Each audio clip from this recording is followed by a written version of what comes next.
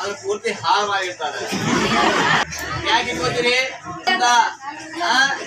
Attraction ಹಿಸ್ಟರಿಯನ್ನ ಬರ್ತಾರೆ. Clear ಅರ್ಥ ಆಯ್ತಿಲ್ಲ ನನಗೆ? ಅಂದ್ರೆ ಪುಸ್ತಕ ಏನ್ ಮಾಡ್ತದೆ, ನಮಗ ಮಾರ್ಗದರ್ಶಕ ಆಗತ್ತೆ. ಆ ಪುಸ್ತಕವನ್ನ ಬರೆಯೋದಕ್ಕೆ ಲೇಖನಿ ಬೇಕಲ್ಲ.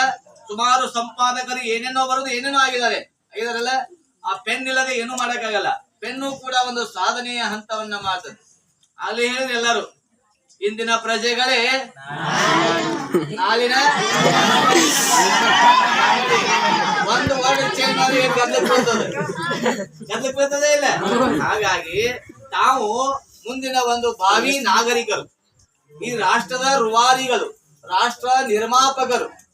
ನೀವೇನರೇ ಹದಗೆಟ್ರಿ ಅಂದ್ರ ದೇಶ ಸ್ಥಾಪಕರಾದವರು ಎಲ್ಲಿ ನಿರ್ಮಾಣ ಆಗ್ಬೇಕಾಗಿದೆ ನಿಮ್ ಭವಿಷ್ಯ ಆದ್ರ ಮನೆಯಲ್ಲಿ ಮೊದಲಾಗ್ಬೇಕು. ಅದಕ್ಕೆ ಹೇಳ್ಯಾರ ಮಾತೃ ಮೊದಲ ದೇವರು ಅಂತ.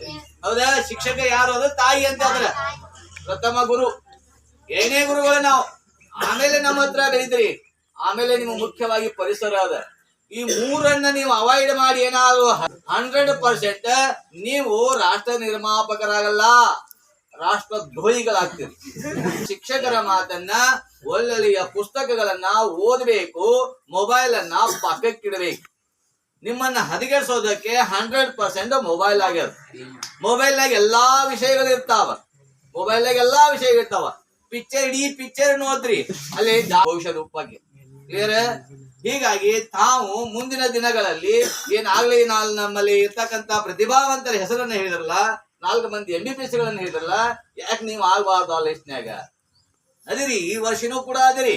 10th ದಾಗ ಸುಮಾರು ಜನ ಅದಿರಿ, ಪ್ರತಿಭಾವಂತರು ಅದಿರಿ.